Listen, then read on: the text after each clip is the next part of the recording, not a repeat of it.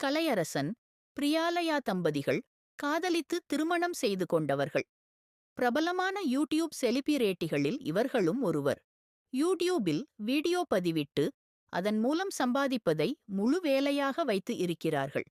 அவர்கள் சேனலின் பார்வையாளர்கள் குறைய வருமானம் குறைகிறது. அவர்களின் புது புது ஐடியாவும் பெரிய தாக்கத்தை ஏற்படுத்தவில்லை. அவர்கள் வாங்கிய ஆடம்பர வீட்டுக்கு இஎம்ஐ கட்ட முடியாமல் தவிக்கிறார்கள். அடுத்த கட்ட பிரச்சனையாக அவர்களின் சேனலும் முடக்கப்படுகிறது. அடுத்து என்ன செய்வது அப்படின்னு தவிக்கிறாங்க. அப்பொழுது அவர்களுக்கு ஒரு மர்ம நபரிடம் இருந்து ஒரு ஃபோன் கால் வருகிறது.